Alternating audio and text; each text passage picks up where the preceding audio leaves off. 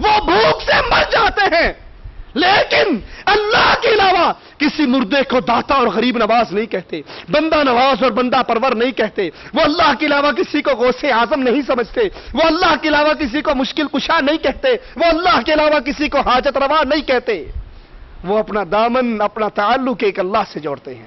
اور جو توحید میں اتنا کھڑا ہو جاتا ہے، پھر اس توحید کے عقیدے کی وجہ سے مالک کا اعلان بھی سن لیجئے، فرمایا حق اللہ علی العباد ان یعبدوہ، یہ اللہ کا حق ہے اس کے بندوں پر، ان یعبدوہ، کبھی یا علی مدد نہ کہیں، کبھی یا رسول اللہ مدد نہ کہیں، کبھی پیر جیلانی کو غوث اعظم نہ کہیں، کبھی قبروں کے طواف نہ کریں، قبروں پہ چادریں نہ چڑھائیں، قبروں پہ بیٹھ کر مردوں سے مدد نہ مانگے، وہ ہمیشہ توحید خالص رکھیں۔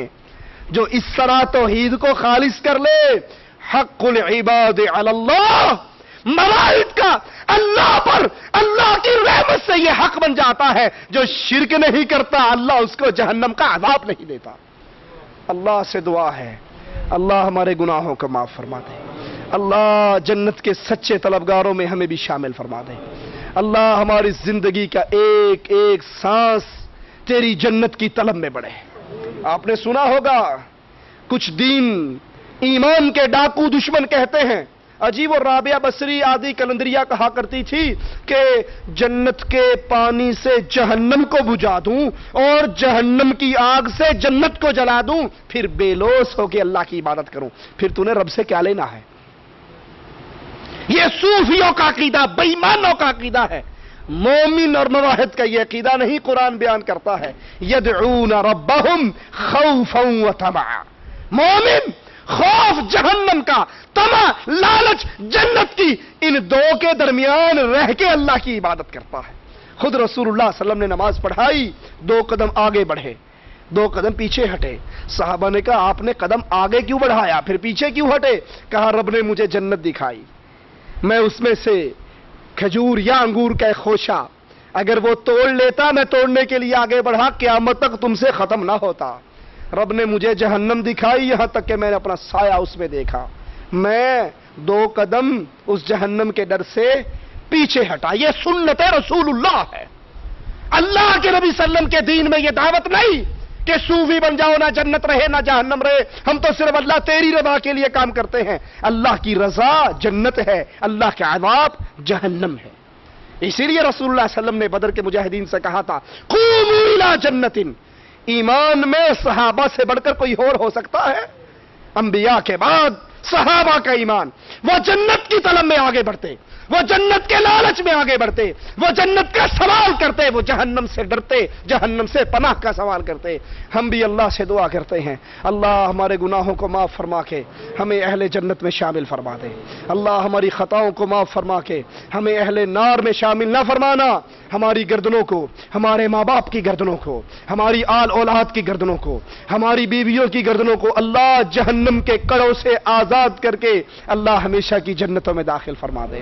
اقول قولی ھذا واستغفر اللہ لی ولکم ولسائر المسلمین فاستغفروہ انہ هو الغفور الرحیم۔ قرآن مجید کو وضو کے بغیر چھو سکتے ہیں؟ ہاں جی، وضو کے بغیر قرآن کریم کو پڑھا جا سکتا ہے، چھوا جا سکتا ہے۔ بیوی نکاح کے لیے تیار ہے، اس کے ماں باپ راضی نہیں تو نکاح ہو سکتا ہے۔ نکاح کے لیے شرط ہے لڑکی کے ولی کا راضی ہونا۔ لڑکی کے ولی کا اگر اجازت نہیں ہے، رضامندی نہیں ہے، تو اللہ کے نبی صلی اللہ علیہ وسلم کا فرمان ہے ولی کے بغیر کوئی نکاح۔ یہ جو آپ کے اور ہمارے ملکوں کے اندر لڑکیاں بھاگ کر عدالتوں میں جا کے نکاح کر لیتی ہیں، یہ نکاح نہیں، زنا ہے، یہ حرام کاری ہے، یہ بدکاری ہے، یہ نکاح نہیں ہوتا۔ نکاح تب ہوتا ہے جب اس کا ولی ساتھ تیار ہو جائے۔ کیا قرآن کریم کو چوم سکتے ہیں یا آنکھوں یا سینے سے لگا سکتے ہیں؟ آثار کسی حدیث سے یا کسی صحابی کا عمل ہمارے علم میں نہیں، ہمیں نہیں ملتا قرآن کریم کو چومنا۔ اصل قرآن کریم کا چومنا کیا ہے کہ قرآن کے حکموں پر عمل کیا جائے۔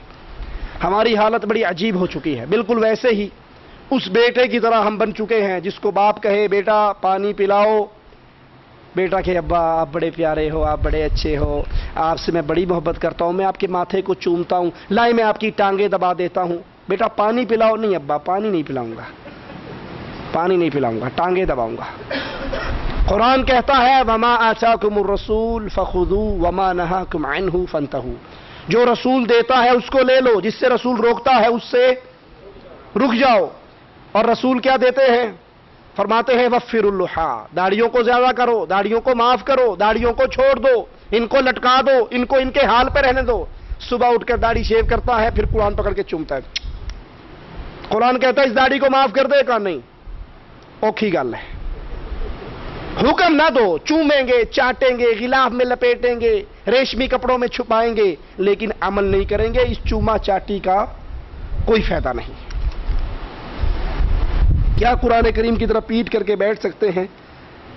قرآن کریم کی طرف پیٹ کرنے میں کوئی حرج نہیں ہے۔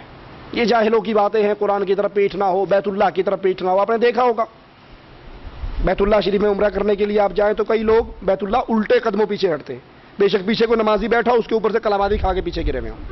یہ سب ڈرامہ ہے، یہ سب وہی باتیں ہیں کہ چومنا چاٹنا، ظاہری طور پہ عزت و احترام کرنا، حکم نہیں ماننا۔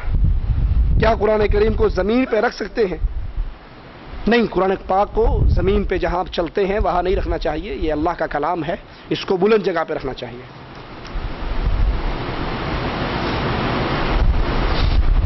اللہ اور بندے کے درمیان واسطہ اور وسیلہ کفر ہے، اس کی وضاحت کرے۔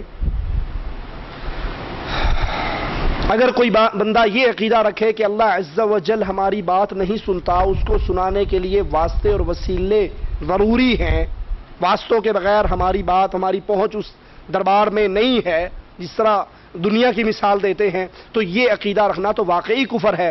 محمد بن عبد الوہاب رحمۃ اللہ علیہ نے اس کو نواقض اسلام میں بیان کیا ہے، اور یہی عقیدہ ہے کفار مکہ کا۔ وہ کہا کرتے تھے ما نعبدهم الا ليقربونا الى الله زلفى هؤلاء شفعاؤنا عند الله، یہ اللہ کے ہاں ہمارے سفارشی ہیں، ہماری سنتا نہیں، ان کی موڑتا نہیں، تو یہ عقیدہ قرآن و حدیث کے خلاف ہے۔